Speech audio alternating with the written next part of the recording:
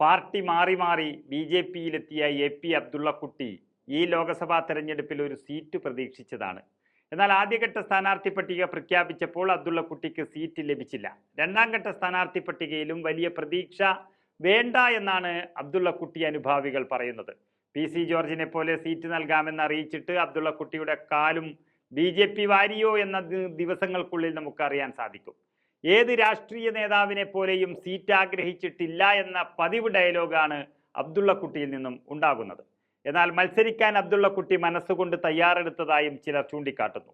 ജയിച്ചാൽ ഒരു കേന്ദ്ര സഹമന്ത്രി പദവി എങ്കിലും അബ്ദുള്ളക്കുട്ടി സ്വപ്നം കാണുന്നുണ്ടായിരുന്നു എന്നതാണ് വാസ്തവം.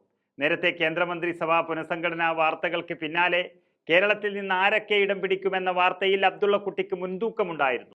സുരേഷ് ഗോപിയും ഇ ശ്രീധരനും കേന്ദ്രമന്ത്രിമാരുടെ പട്ടികയിൽ ഇടം പിടിക്കുമെന്ന അഭ്യൂഹങ്ങൾ സജീവമായി നിൽക്കുമ്പോൾ കേരളത്തിലെ ബി.ജെ.പിക്കാർ ആകെ കട്ടക്കലിപ്പിലായിരുന്നു.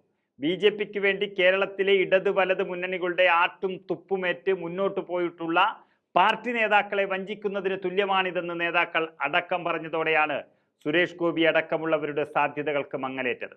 ഇക്കൂട്ടത്തിൽ ഔട്ടായ വ്യക്തി കൂടിയായിരുന്നു അബ്ദുള്ളക്കുട്ടി. അടുത്ത രാജ്യസഭാ MP ആയി കേരളത്തിൽ നിന്ന് ബി.ജെ.പി. കാണുന്നത് അബ്ദുള്ളക്കുട്ടിയെയാണെന്ന് അന്ന് വാർത്തകൾ വന്നിരുന്നു.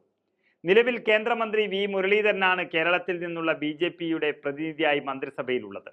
മുരളിയുടെ കാലാവധി വൈകാതെ അവസാനിക്കുന്ന സാഹചര്യത്തിൽ ആ സ്ഥാനത്തേക്ക് പരിഗണിക്കപ്പെടുമെന്നാണ് അബ്ദുള്ളക്കുട്ടിയും കരുതുന്നത്. അതുകൊണ്ടാണ് ലോക്സഭാ സീറ്റിലേക്ക് പരിഗണിക്കാത്തത് എന്നും അബ്ദുള്ളക്കുട്ടി ക്യാമ്പ് വ്യക്തമാക്കുന്നു.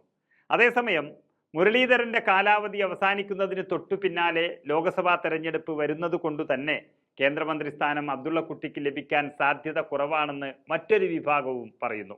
ഏപ്രിൽ മാസത്തിൽ മുരളീധരന്റെ രാജ്യസഭാ അംഗത്വ കാലാവധി പൂർത്തിയാവും. അതിനുശേഷം അബ്ദുള്ളക്കുട്ടിയെ കേരളത്തിന് പുറത്തു നിന്നുള്ള ഏതെങ്കിലും ഒരു സംസ്ഥാനത്ത് നിന്ന് രാജ്യസഭയിലേക്ക് അയക്കുമെന്നാണ് അവർ പ്രതീക്ഷിക്കുന്നത്.